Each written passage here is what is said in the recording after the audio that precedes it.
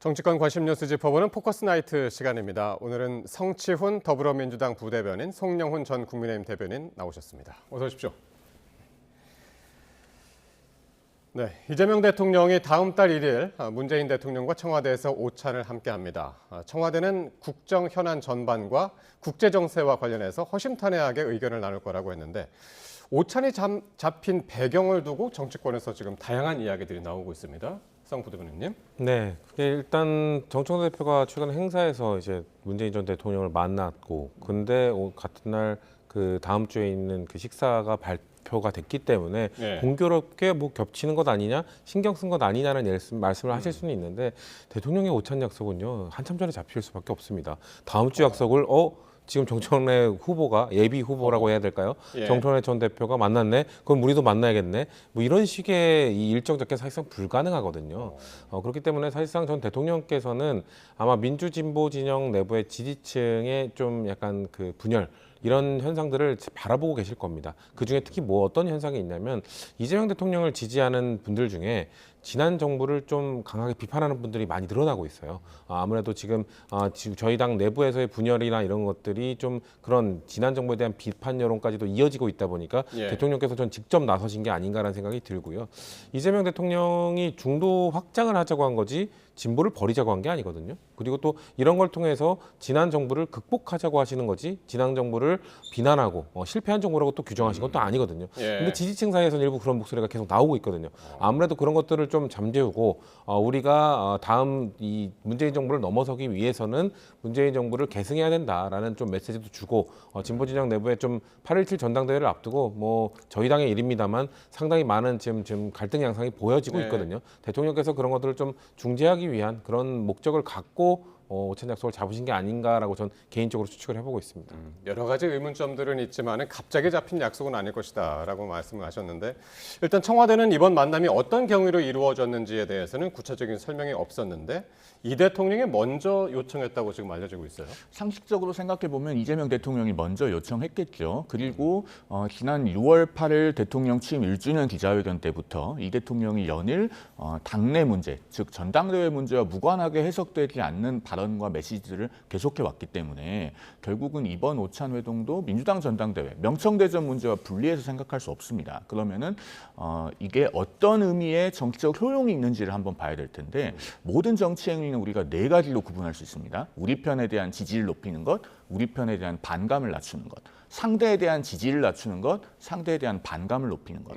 이재명 대통령은 그동안에는 정청래 대표에 대해서 상대에 대한 지지를 낮추는 그런 정치 행위를 해왔다고 평가할 수 있어요. 뭐 본인의 실제 의도는 그것이 아니라고 하겠지만 대통령 1주년 기자회견에서의 언급들 그리고 유럽 순방에서의 메시지 이런 것들이 모두 거기에 해당되는데 그런 부분들이 효용이 별로 없다는 판단을 하게 된 것 같습니다. 그러니까 최근에 와서는 외견상으로는 여권의 갈등을 완화하는 그런 메시지를 내면서 좀 전략을 바꾼 것으로 보여요. 문재인 전 대통령과의 회동도 아마 그런 연장선상이 아닌가 싶은데 제가 봤을 때는 잘 될지는 좀 의문입니다. 왜냐하면은 강유정 수석 대변인의 브리핑에 굉장히 중요한 정보값이 있는 문장이 하나 있어요. 뭐냐면 문 전 대통령과의 회동도 여러 번 애를 썼으나 두 분 일정을 조율하는 것이 쉽지 않았고 지금 성사된 것이다. 이런 문장이 있거든요. 그러면은 전직 대통령의 일정이 뭐가 그렇게 바빠서 그동안에 조율하기가 어려웠겠습니까? 그러면은 잘 안 되었던 것을 성사시킬 때는 그만큼 이 대통령이 급한 것이겠지요. 그리고 그만큼 양측의 감정의 골이 그동안에 깊었다는 것인데 과연 이번에 한 번의 회동으로 여권 지지층에게 어떤 영향을 미칠 만한 그런 가시적인 결과가 나올지는 조금 의문이라는 생각이 듭니다. 정치권의 다양한 해석만큼 두 분의 해석도 많이 다른 것 같습니다. 자, 이런 가운데 정청래 전 대표하고 김민석 총리가 이 보안 수사권을 놓고 또 신경전을 벌였습니다. 김 총리가 오늘 긴급 브리핑을 열고요. 다시 한번 보안 수사권 폐지가 최종 입장이다라는 발언을 했고요. 정 전 대표가 SNS에 환영한다라는 말과 함께 시행령도 완벽한 폐지로 준비해달라 있다라고 썼습니다. 이제 신경전이 노골적으로 벌어지고 있는 것 같습니다. 일단 정부의 입장은 사실 전 변한 건 없다고 생각합니다. 정부에서는 계속해서 보안 수사권 폐지해야 된다. 다만 우려되는 부분들이 있고 이런 것들을 다양한 의견들을 잘 수렴해서 어차피 입법의 영역이니 국회에서 잘 해결해 달라. 지금 민주당이 다수당 아닙니까? 그렇기 때문에 국회에서 다양한 의견들 들어보고 야당의 의견도 들어보고 이런 것들을 결국 입법을 완성시켜서 이걸 추진해 달라는 입장은 변한 게 없습니다.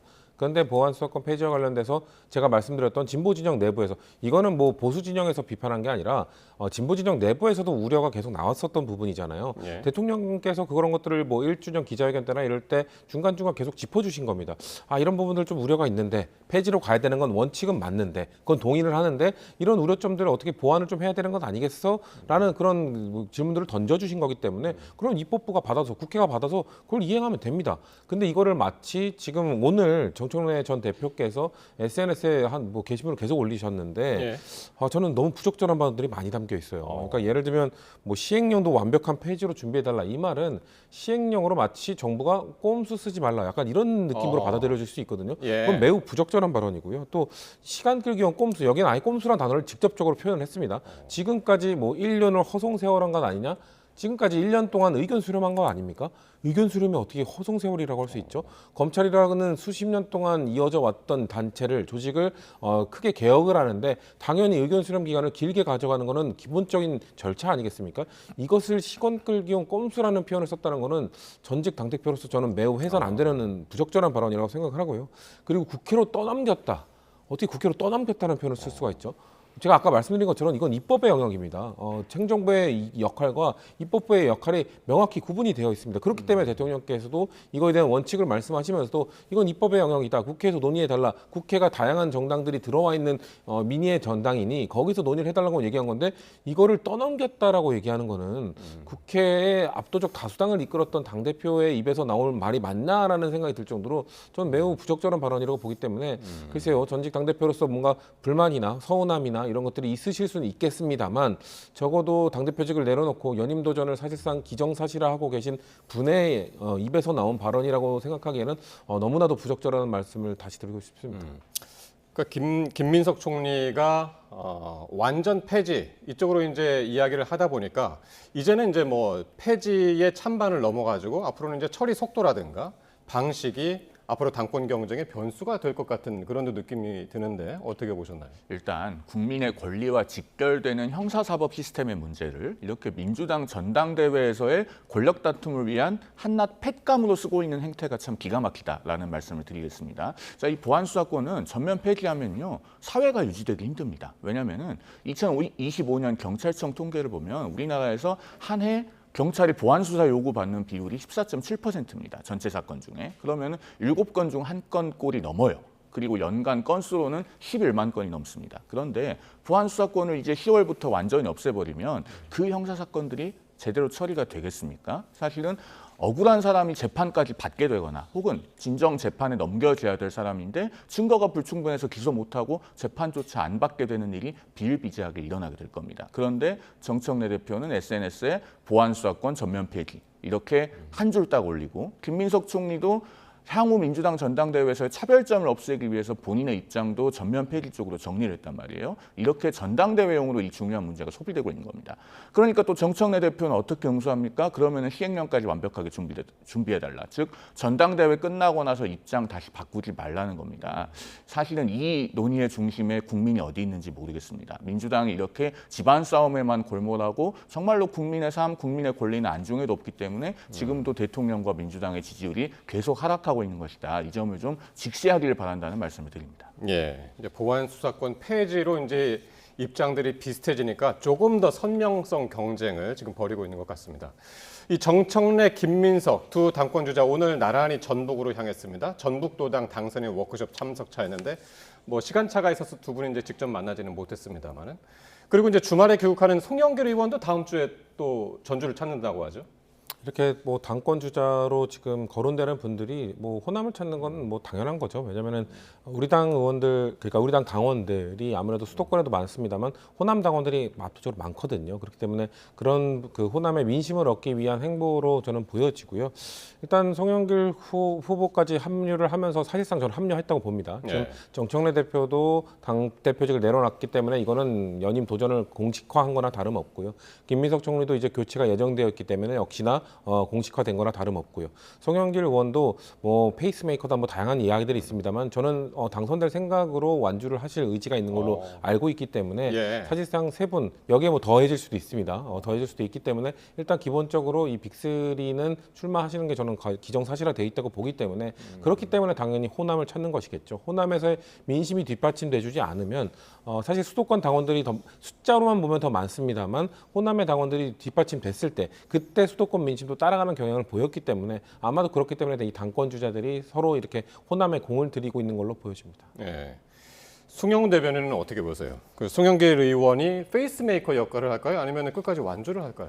본인은 현재로서는 완주한다고 생각하고 있겠죠. 왜냐하면 2021년 민주당 전당대회, 그러니까 그 돈봉투 전당대회로 널리 알려진 그 전당대회에서 송영길 후보가 승리해서 결국 민주당 대표가 된 적이 있지 않습니까? 한 번 당대표까지 역임한 정치인이 본인 스스로를 페이스메이커라고 생각하고 있지는 않을 거예요. 다만 현재 친명계의 전략은 이런 걸로 보입니다. 앞서 보안수사권 전면 폐지 문제에 대해서 잠깐 이야기했었는데 김민석 총리가 보안수사권 폐지가 정부의 입장이다라고까지 하면서 정청래 대표의 차별점 하나를 없애버리지 않았습니까? 이런 식으로 정청래 대표가 모든 면에서 차별점을 없애나가면서 딱 한 가지 지점에서만 전선을 형성하려는 것이 친명계의 전략일 겁니다. 그러니까 대통령의 의중과 합치될 수 있는 후보이냐 아니면 대통령과 충돌하고 싸울 것 같은 후보이냐 이거 하나로 전선을 좁히려고 할 거고 그다음에 정청래 대표를 1대1로 상대하기에는 버겁다는 것이 현재 친명계의 의중일 것 같아요. 제가 보기에는. 왜냐하면 이 작년 전당대회에서 박찬대 대 정청래 대 박찬대로 겨뤄봤지만 정청래 후보가 압승을 하지 않았습니까? 그리고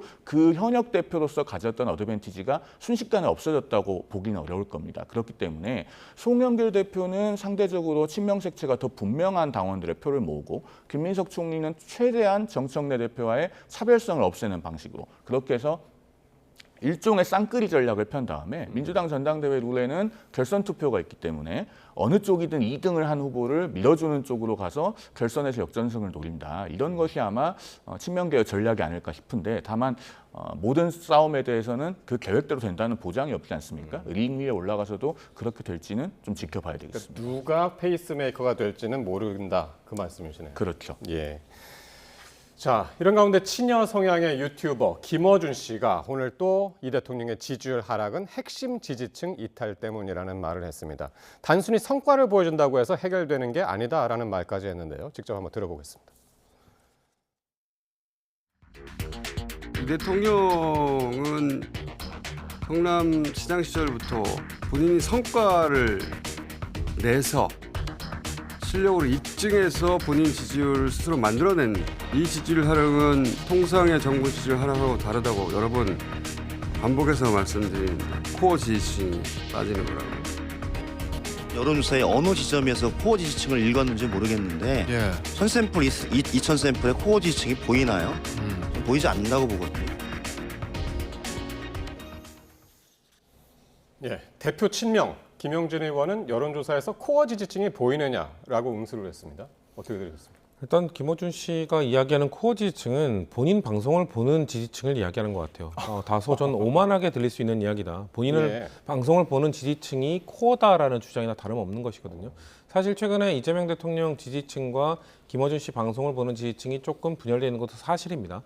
근데 그런 것 때문에 본인 지지층, 본인의 방송을 보는 지지층이 지금 이재명 대통령 지지하지 않는 걸로 응답하고 있는 거 안 보이냐? 약간 이런 응답으로 들려요. 그렇기 때문에 저는 약간의 도발성 발언으로도 보이고 사실 최근에 하는 발언들, 김어준 씨가 하는 발언을 보면은 이런 얘기를 하더라고요. 그러니까 뭐 뉴 이재명이라는 사람들이 우리 여기 뭐 거기 나오는 패널들을 말합니다. 우리들을 다 대체할 수 있다고 생각하냐? 이것도 거의 약간 반협박식의 발언이거든요. 우리가 너네들에 대한 지지를 거뒀을 줬을 때 너네들 못 버틸 걸. 약간 이런 식의 발언, 도발성 발언은 전 들릴 수밖에 없다고 봐요. 그렇기 때문에 저는 김어준 씨가 말하는 이 코어 지지층이 너무 불명확하다. 아까 김영진 의원이 정확하게 적확하게 지적을 하셨습니다만 본인의 방송을 보는 그 지지층을 코어라고 표현하는 것 자체, 그건 여론조사에 잡히지 않습니다. 그리고 진보 진영의 코어 지지층이라고 하는 거는 보수 진영도 마찬가지입니다. 코어 지지층이 왜 흔들립니까?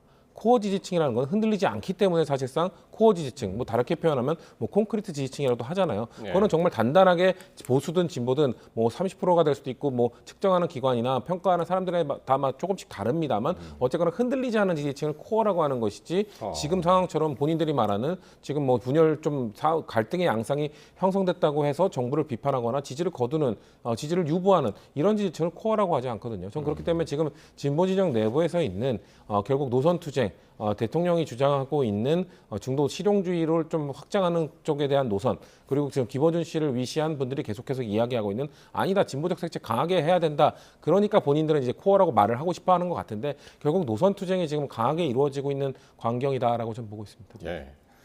한편 유시민 작가가 김어준 씨 방송 사전 녹화에 이제 참여를 해서 당권 경쟁과 관련해서 이 대통령을 비판했다는 얘기가 새 나왔습니다. 이게 이제 내일 방송된다고 하는데 26일 발언 수위에 따라서 파장도 좀 상당할 것 같습니다. 유시민 전 이사장은 최근 행보를 봤을 때 사실 이 민주당 전당대회에 본격적으로 논객으로서 참전할 의지가 사뭇 분명해 보이지 않습니까? 그런데 김어준 씨 유튜브에 그 논조라고 하는 것이 엄연히 있기 때문에 어떤 발언을 했을지가 그리 예상하기는 어렵지 않다는 생각이 듭니다. 그런데 앞서 저희가 영상으로도 봤습니다마는 김어준 씨 유튜브에서 나온 이른바 코어 지지층에 관한 언급과 같이 여권 내의 담론이라고 하는 것이 현재 이러한 수준이라고 하면 굉장히 암담하다는 생각이 듭니다. 왜냐하면은 역시나 저분들도 민주당 전당대회에 참전하면서 국민의 삶은 안중이 없어요. 지금 어떻습니까? 20대 청년 고용 인구가 이재명 정부 출범 1년 만에 25만 5천 명이 감소했습니다. 전년 동기 대비로 감소한 폭이 5년 4개월 만에 최대폭으로 감소를 했어요. 그다음에 앞서 뉴스에서도 나왔습니다마는 지금 서울 전세 상승률이 주간 기준으로 12년 8개월 만에 최고치를 기록했고 월간으로는 12년 7개월 만에 지난달이 최고 상승률을 기록했습니다. 서울 아파트 매매 가격은요 72주 연속 상승했는데 최고 기록이 문재인 정부 때 85주 연속 상승이거든요. 지금 그 신기록 경신을 향해 가고 있습니다. 그러면은 정권과 여당의 지지율이 과연 이른바 코어 지지층에서만 빠지겠습니까? 지금 전 세대를 막론하고 민생이 어렵습니다. 고환율, 고유가, 고물가로 국민들이 고통받고 있는데 이분들의 담론에는 그런 게 없어요. 그러니까 유시민 전 이사장도 김어준 씨 유튜브에 나와서 또 권력 다툼에 매몰되는 이야기를 하게 되면 이런 것들이 결국 여권으로부터 국민들의 마음이 떠나가는 계기가 될 것이다라는 말씀을 드립니다. 예, 유시민 작가가 이 대통령에 대해서 또 어떻게 이야기했는지 내일 한번 확인해 보겠습니다. 자, 국민의힘 얘기하기 전에 요거 하나만 더 짚고 가겠습니다. 이 대통령이 오늘 이재용 삼성전자 회장을 만나서 만찬을 함께 했다고 합니다. 이 자리에서 호남권 반도체 클러스터 구축 등 반도체 지방 투자 계획을 최종 조율한 걸로 알려졌는데 야권에서 비판의 목소리가 크네요.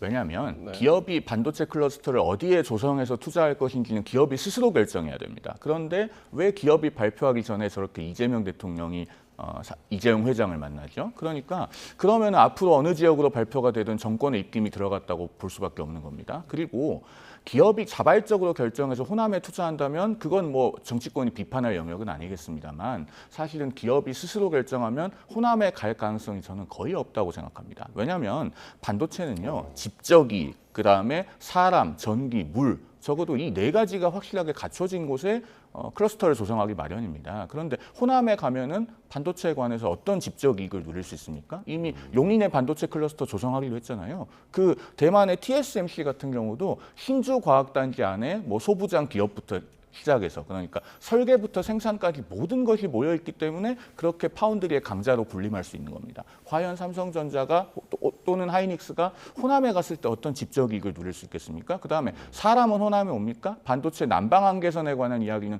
많이들 들어보셨을 겁니다. 그러니까 용인이나 평택보다 더 남쪽으로는 우수한 인력이 가지 않아요. 지금 충청북도도 반도체에 관한 인력을 구하기가 어려워서 난리라고 합니다. 그다음에 전기나 물은 충분합니까? 호남이 외견상 발전 용량이 많은 것 같지만 그 용량의 46.6%가 태양광입니다. 간헐성이 있어요. 그리고 야간이 되면은 발전 용량이 떨어집니다. 예. 그럼 반도체의 안정적인 설비 작동을 담보할 수 있습니까? 물은 어떻습니까? 2023년 4월에 호남에 큰 가뭄이 들었을 때 광주 옆에 있는 화순의 동복댐은 그 저수율이 18%까지 떨어진 적이 있고 순천의 주암댐은 20%까지 떨어진 적이 있어요. 그러니까 모든 면에서 입지가 반도체 클러스터에 맞지 않는데 정권의 입김 때문에 가는 겁니다. 예. 이건 정말 황금알을 낳는 거위에 배를 가르는 거기 때문에 심각한 문제라는 말씀을 드립니다. 송정훈 대변인은 기업이 결정을 한다면 호남에 갈 이유는 없다라고 이야기를 했는데 청와대 김용범 실장은 지역 균형 발전을 고려한 거라고 이야기를 했는데요. 장동혁 대표는 호남에 반도체를 줄 테니 정청래를 떨어뜨려 달라라는 것이다라고 이렇게 이야기를 했습니다. 뭐 100번 양보해서 송영원 전 대변인이 말씀하신 것처럼 뭐 지역의 적절성에 대해서 이야기를 한다면은 그거는 뭐 검토할 부분이 있고 야당의 목소리니 뭐 수렴할 부분도 있다고 생각합니다만 장동혁 대표는 지금 무슨 얘기를 하는 겁니까? 지금 이게 전당대회랑 무슨 상관이 있다는 거죠? 정청래 후보를 떨어뜨려 달라는 것과 이 반도체 클러스터를 호남에 조성하는 게 무슨 연관이 있는 건지 모르겠고요. 지금 정부 여당 저희 당의 입장은 확실합니다. 지금 기업에게 스스로 맡겼어도 호남을 선택할 이유는 저희는 차고 넘친다고 생각합니다. 물, 전력 말씀하셨는데요. 이런 것들은 상대적인 거잖아요. 이 수도권은 이미 포화 상태입니다. 전력이 늘 부족합니다. 하지만 이 호남에서는 신재생 에너지의 강점이 있고요. 아까 뭐 그 태양광과 발전과 관련돼서 뭐 간헐적 뭘 이런 말씀을 하시는데 늘 호남에는 사실 전기가 많이 남아 돌아서 이 출력 제어라고 하거든요. 그러니까 발전기를 잠시 끄는 왜냐하면 이게 너무 많아져서 폭발할 수도 있기 때문에 이런 것들을 출력 제어하는 사례가 점점 늘어나고 있습니다. 그렇기 때문에 그 넘치는 에너지를 쓸 수 있다는 점 해외 사례만 보더라도 이런 것들이 이미 수도권을 벗어나서 아주 중소도시로 다 가고 있습니다. 지금 뭐 그 미국에 있는 반도체 그 새로 클러스터를 조성하는 것도 뭐 뉴욕 이런 신도시 그 대도시가 아닙니다. 다 주변에 있는 중소도시를 중심으로 되고 있고요. 독일도 마찬가지입니다. 독일도 지금 동독 주변에 있는 발전되지 않은 소도시, 일본도 마찬가지죠. 일본도 뭐 치토세시나 아니면은 이런 홋카이도 이런 근처에 있는 이런 소도시를 중심으로 클러스터를 조성하고 있는 것들은 다 아무래도 인프라가 아직 덜 갖춰졌다 하더라도 뭔가 자원이나 이런 전력에 적합한 곳. 마지막으로 한 말씀만 더 드리면 이런 태양광 에너지나 이런 것들이 발전이 좋은 이유가 구글이나 애플 이런 기업들이 다 우리나라의 기업에 이런 공급해주는 기업에 이 아리백 이런 것들을 계속 요구하고 있거든요. 친환경 에너지를 쓰는 그런 기업의 그 운영 행태를 요구하고 있는 상황이기 때문에 호남이 적합한 이유는 저희는 차고 넘친다고 보기 때문에 뭐 다른 장소 더 적합한 곳이 있다라고 주장을 장동혁 대표에 비해서 나오면 모르겠는데 저걸 전당대회 연결시켜서 말씀하시는 거는 어떤 국민이 공감해 주실지 참 납득이 안 갑니다. 반도체 지방 투자 계획과 관련해서 청와대에서 다음 주 초에 발표를 한다고 했으니까요. 어떻게 되는지 함께 지켜보도록 하겠습니다. 자, 국민의힘 장동혁 대표가 당무에 복귀하면서 진짜 보수 재건에 나서겠다라고 강조를 했는데요. 당 안팎에서는 장 대표의 거취를 둘러싼 공방이 오히려 격화되고 있습니다. 관련 발언 직접 들어보시겠습니다. 당을 쇄신하고 당의 기강을 확립하는 일이 더 이상 미룰 수 없는 과제가 됐습니다. 저는 우리 당을 바로 세우는 일이 보수 재건의 첫걸음이라고 믿습니다. 보수 재건의 첫걸음은 본인이 사퇴부터 시작하는 건데 이미 리더십이 붕괴됐는데 병원에 가서 병을 고치고 온 게 아니라 병이 더 깊어져서 온 것이 아닌가 그런 생각이 들어요. 망상의 병. 장동혁 대표 먼저 이 당무 복귀하자마자 기강 잡기를 선언했는데 그러자 이제 쇄신파 의원들이 반발이 거셉니다. 장 대표의 사퇴뿐만이 아니라 선출직 최고위원들의 결단까지 오늘 요구하고 나섰는데 당내 공세 수위가 이전보다 좀 더 격해진 건가요? 어떻게 보면 됩니까? 오늘 월드컵 남아공전에서 패배하고 나서 홍명보 감독이 인터뷰에서 모든 게 본인 책임이라고 했잖아요. 저도 오늘 축구 져서 굉장히 마음이 아프지만 적어도 홍명보 감독은 말이라도 본인 책임이라고 이야기는 합니다. 그런데 장동혁 대표는 지방선거 패배하고 나서 언론 앞에서 뭐라고 했습니까? 객관적인 데이터를 보고 기자 여러분은 어떻게 생각하시냐라고 오히려 되물었죠. 그러면서 지금 선거가 끝난 지 20일이 넘었는데 아직도 책임을 지지 않고 있습니다. 사실은 책임을 져야 할 사람이 책임을 지는 것부터가 당의 기강을 확립하는 일이다. 저는 그런 생각이 들고 그다음에 장동혁 대표의 앞서 그 영상에서 나온 발언을 보면은 한 가지 정보값이 있어요. 뭐냐면 이 보수 재건이라고 하는 단어는 한동훈 전 국민의힘 대표의 브랜드처럼 된 용어 아닙니까? 정치권에서 다른 사람의 메시지의 기조를 비슷하게 따라해서 차별점을 없애는 행위는 있을 수 있습니다. 다만 그렇게 하더라도 보통은 그 워딩을 살짝 바꿔서 이야기해요. 그런데 아예 보수재건이라는 단어를 그대로 갖다 썼거든요. 그러면은 여기에서 알 수 있는 건 뭐냐면 장동혁 대표 주변에 지금 많은 분들이 남아있지는 않은 것 같습니다. 왜냐하면 당대표급이 중요한 워딩을 할 때는 적어도 메시지의 초안을 제시해주는 참모도 있고 또 이런 것이 적절한지를 리뷰해주는 정치인들이 주변에 많이 있기 마련인데 그런 기능이 지금 장동혁 대표 주변에 붕괴된 것 같아 보여요. 그래서 사실은 현미경으로 들여다보면 앞서 장동혁 대표의 저 말은 사실은 장동혁 대표의 지금 정치적 입지가 상당히 취약해져 있다는 것을 보여주는 방증이기도 합니다. 예, 장동혁 대표의 정치적 입지가 상당히 취약해졌다라는 말씀까지 해주셨는데 그래서 그런가요? 이 장 대표에 대한 재신임 투표를 해야 한다라는 주장까지 오늘 나왔고요. 그런데 오히려 장 대표가 그 재신임 투표를 마지막 카드로 본인이 쓸 가능성 이것도 나오더라고요. 글쎄요, 지금 장동혁 대표가 정치를 해온 행보를 쭉 봤을 때는 그런 과감한 승부수는 안 던지실 것 같은데요. 지금까지 장동혁 대표가 본인의 거취에 대한 압박이나 이런 거 있을 때 이렇게 정면 돌파를 한다기보다는 계속해서 측면 승부, 약간 갓길로 가는 그런 정치 행보를 보이지 않았습니까? 뭐 사퇴하라고 하니까 24시간 필리버스터하고 사퇴하라고 하니까 단식을 하고 사퇴하라고 하니까 입원을 하고 이런 식으로 정면 승부를 한 번도 하지 않았어요. 그렇기 때문에 과연 재신임 투표를 할 것인가? 저는 그렇게 보지는 않고요. 그런 다음에 돌아오자마자 한 게 기강 잡기입니다. 예. 기강 잡기, 기강이 해이해졌다는 거 아니겠습니까? 본인의 판단은 본인이 입원하면서 생각해 보니까 그게 더 심각하게 판단이 됐다는 건데 자 그러면은 기강이 해이해졌다는 그 근거가 뭡니까? 당대표의 거취를 이야기한다던가 아니면 당대표에게 비판한다던가 이게 그럼 기강이 흐트러진 거라면은 지금 그럼 장동혁 대표는 대한민국의 기강을 흐트러뜨리고 있는 건 아닙니까? 계속 이재명 대통령에 대해서 비판하고 계시고 이재명 대통령의 거취에 대해서 얘기하고 계시는데 그런 것만으로 그게 명분이 된다면 본인부터 지금 기강을 흐트러뜨리고 있는데 이런 말이 안 되잖아요. 그렇기 때문에 저희도 우리는 집권 여당입니다만 제1야당의 대표가 우리의 뭐 전혀 공감하기 어려운 이야기를 하더라도 그냥 제1야당 대표니까 하고 저희는 듣고 있습니다. 하지만 지금 장동혁 대표는 본인 진영 내에 있는 본인에 대한 비판의 목소리조차 못 듣는 그런 발언조차 인정하지 못하는 그런 아주 편협한 정치를 하고 있는 사람이기 때문에 저는 정면 돌파할 가능성이 매우 낮다. 그래서 재진입 투표도 먼저 제안할 가능성은 저는 거의 없다고 보고 있습니다. 예. 지금 말씀하신 이 장 대표가 얘기했던 당 기강 확립 이게 이제 사실상 당내 징계에 다시 시동을 걸겠다는 것으로 이제 해석이 되면서 오늘까지 파장이 상당히 컸는데 어떤 방식이 될까요?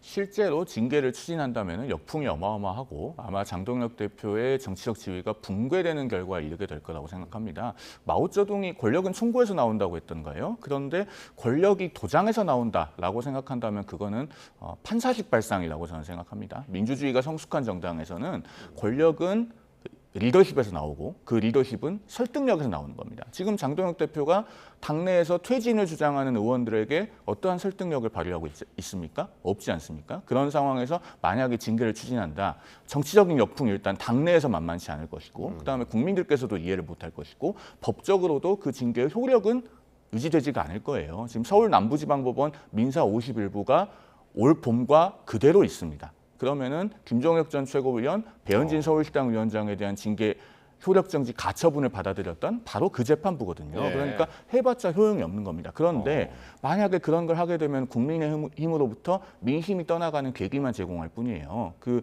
2호선 국민의힘 당무감사위원장이 정점식 원내대표에 대해서 매우 부적절하다고 공개 비판을 하지 않았습니까? 제가 그 말을 보고 오버랩된 우리 정치권의 사례가 있었는데 2019년 12월에 당시에 바른미래당 손학규 대표의 퇴진을 요구하던 변혁이라는 의원 모임이 있었습니다. 변화와 혁신을 위한 비상행동의 줄임말인데 거기에 가담했던 바른미래당의 오신환 원내대표를 바른미래당 윤리위원회가 당원권 정지 1년 징계를 내려요. 그리고 당시 손학규 대표가 국회의장에게 공문을 보내서 오신환 원내대표는 이제 우리 당의 원내대표가 아니다. 이렇게 합니다. 그러니까 바른미래당 의원 과반수가 그날 모여가지고 오신환 의원이 우리 원내대표가 맞다. 라고 공개적으로 선언을 해요. 그런데 이런 일이 얼마나 볼썽사납습니까? 그런 일이 국민의힘에서 다시 재현되면 되겠습니까? 혹시라도 징계를 염두에 두고 있다면 꿈도 꾸지 마시라라는 말씀을 드립니다. 예. 정점식 원내대표 한때 이제 장동혁 대표랑 이제 상당히 이제 가까운 노선을 이제 걷고 있었는데 최근에는 이제 투톱이 균열을 일으키는 것이 아닌가 이제 그런 해석도 있고요. 그래서 정점식 원내대표가 취임 후에 중진들하고 릴레이 식사 회동을 지금 하고 있지 않습니까? 요거는 그 어떤 식으로 해결이 될까요? 정정식 원내대표가 중심이 돼서 해결이 이루어질까요? 어떻게 보십니까? 글쎄요, 저는 뭐 그 당 소속이 아니라서 밖에서 보는 입장에서는 정정식 원내대표는 장동혁 지도부를 퇴진을 요구한다거나 이런 식으로 결론을 낼 분이 아니라고 좀 보고 있습니다. 아마도 중재안을 내지 않을까. 지금 당권파에서 자꾸 조광한 최고위원 이런 분들이 징계의 목소리를 계속 내고 있는 이유가요. 중재의 카드를 계속 제시하는 거로 좀 보고 있거든요. 아마도 정정식 원내대표는 전 이렇게 할 것 같습니다. 장동혁 지도부를 유지하는 조건 대신에 비당권파에 대한 징계도 멈추는 조건, 이 두 개를 어떻게 보면 정치적 협상의 도구로 활용을 해서 자, 우리 당은 하나로 가야 됩니다. 국민의힘 하나로 가야 되니까 장동혁 지도부도 인정해주고 대신 비당권파에 대한 징계도 다 멈춥시다. 이런 식으로 전 중재안을 낼 거라고 봅니다. 아마도 지금의 비당권파는 정정식 원내대표가 예전에 친윤이었지만 지금은 좀 변했다. 지금은 장동혁 대표에 대한 비판 여론을 키워가고 있다. 그렇기 때문에 이 여론 수렴 과정을 거쳐서 아마도 장동혁 지도부의 거취에 대한 이야기를 할 것이다라고 좀 기대를 하는 것 같은데 제가 볼 땐 그렇지 않습니다. 정정식 원내대표는 아무리 지금 입장이 좀 변한 것처럼 보이지만 결국 친윤은 친윤이거든요. 그렇기 때문에 친윤을 옹호했던 장동혁 대표를 대놓고 공식적으로 거취를 물러나라라든지 이런 발언을 전 할 뿐이 아니라고 보기 때문에 제가 말씀드린 중재안으로 뭔가 화합과 통합이라는 명분 아래 장동혁 지도부를 유지시키는 쪽으로 전 갈 거라고 좀 봅니다. 정점식 원내대표의 역할 같이 지켜보겠습니다. 네, 지금까지 성치훈 더불어민주당 부대변인, 송영훈 전 국민의힘 대변인과 함께했습니다. 고맙습니다.